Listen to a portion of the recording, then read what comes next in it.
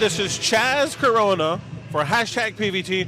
We're at South Texas WrestleFest, and to my left, it is the phenomenal, the stunning LINCE Dorado. Hey, what do you think? What do you think about this whole event today?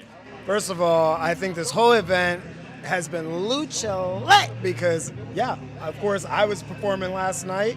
Today I'm watching some wrestling. It's kind of new to me. I'm so used to actually wrestling, but I'm having a great time with all the young talent, all the fans. Packed this place. You know, at first it was a little slow, but now it looks like everybody's like making way in, and it's about to get down. You know, there were a lot of little fans. Let's talk about you being a young fan. Now, when you envisioned yourself being a wrestler, did you always have the mask, or was that something that you weren't sure of? Well, I manifested me being a wrestler. I knew I was going to be a wrestler, but in fact, the mask was never my idea, believe it or not. It was actually given to me by one of my trainers who's on AEW, Claudio Castagnoli. One of the first days of training, me and my two other buddies that got into it, going from backyard wrestling to pro, you know, we were excited to be in the ring and, you know, maybe over-excited to the point where we went to go springboard and I fell backwards to the floor, but like a cat, landed on my feet, and that gave the big Swiss man an idea to make me who I am today, Lucha Lince Dorado.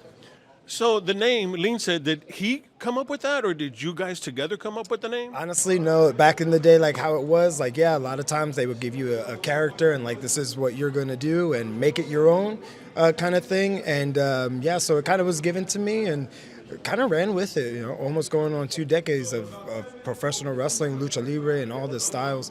And I haven't been anything different. I've played other characters in wrestling, but this is, you can't play Lince when it is, you know, who it is. When it is true to yourself. Yeah.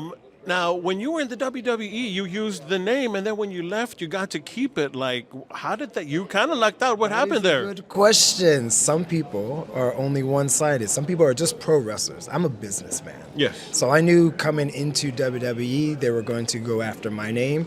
I knew any company I went into that they were going to go after my name because I had Impact or TNA hit me up the same week I was going to go to WWE. I wrestled actually Impact on Tuesday and wrestled the CWC on Thursday the same week. And, you know, going into it, like I said, I'm a businessman. I knew I needed to trademark the name so that way if I wanted to leave WWE, which I ended up asking for my release and got it, I was able to go out and perform as who I am, the brand that I am. Smart businessman. There you have it. You know, I heard that you had kind of put your foot down and they sent you home. Ooh, now, who told you this? I heard, now, can you share about what you put your foot down, or is that something that you don't really want to talk about? No, I'm an open book, and it'll be in my book too, coming out soon. But no, I truly believe, like how we are right now, two men, gentlemen talking, and I felt like all business should be talked like gentlemen. And there was a couple things in WWE I did not feel was good for Lince Dorado, the brand, not so much the wrestler, because I look at it as an overall. Sure. So yeah, a couple of things that would have been like some story ideas, mainly the last one, and I'll be very upfront. They wanted us to wrestle Humberto Carrillo, who's a great wrestler, and Angel Garza, who's also a great wrestler. They all have great pedigrees, but at that time they weren't a tag team, and they wanted me and a decorated wrestler under the name Gran Metalik, Máscara Dorada, who now wrestles as Metallic, and I just didn't agree with what I was given. And I put my foot down on that, and that was actually the last straw for me to ask for my release. And it had nothing to do, again, with me losing or winning, because in wrestling, I know I'll whoop anybody's ass if I really wanted to.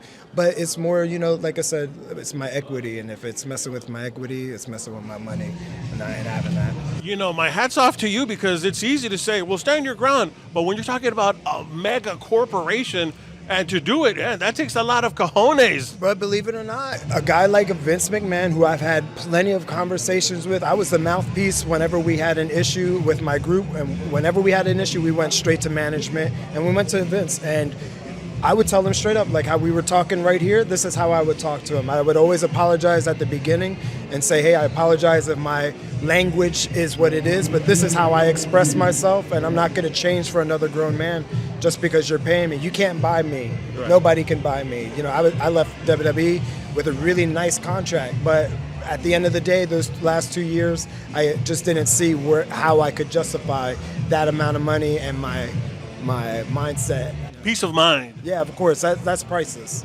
You know, yeah, there is a difference between paying me, but you can't buy me. You can't buy me. Yeah, you can pay me. You can pay. I love it to get paid. Trust me, but you can't buy me.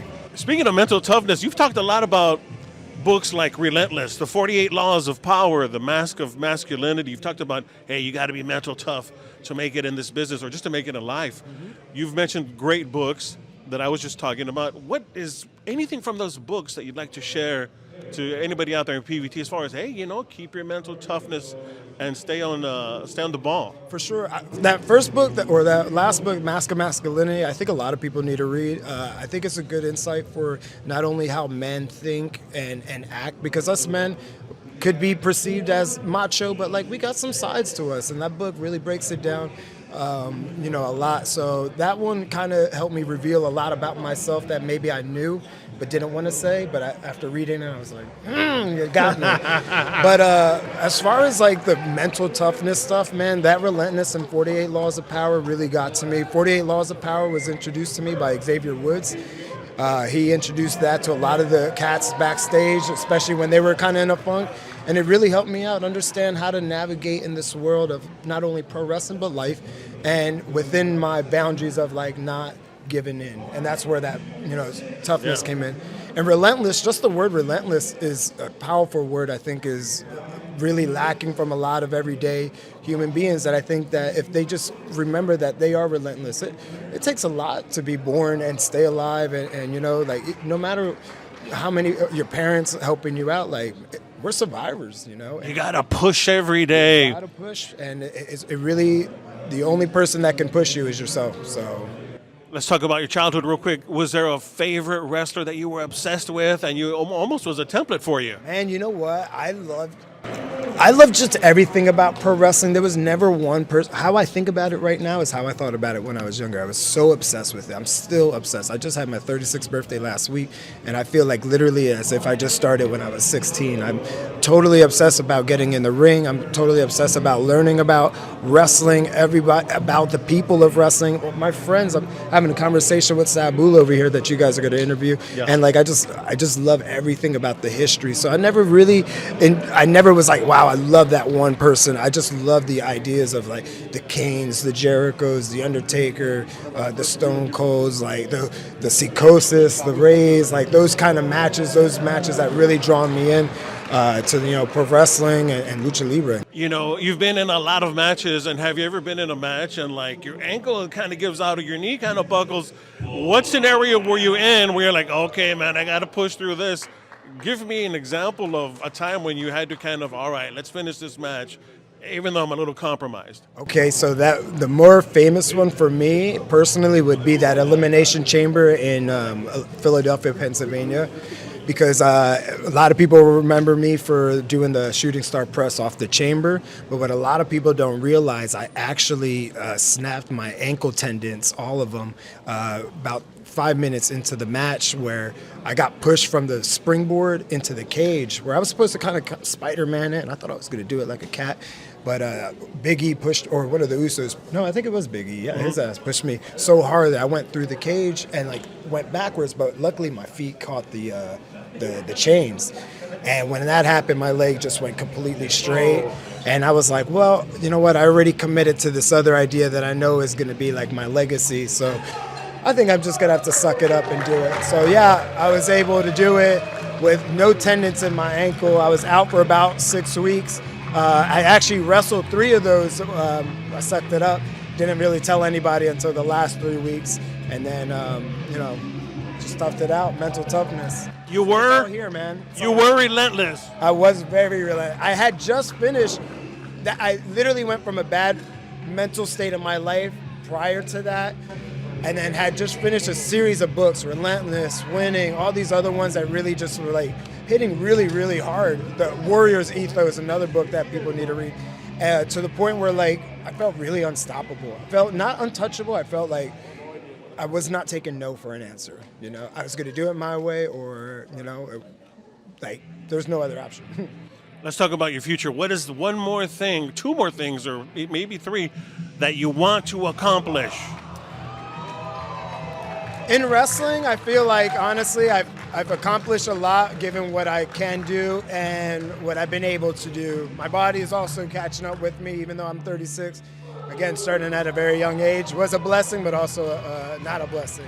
So now I feel like I'm ready to give back. I really want to open up my own Lucha Libre school because I really do feel that I understand the idea of exciting wrestling mixed with some storytelling.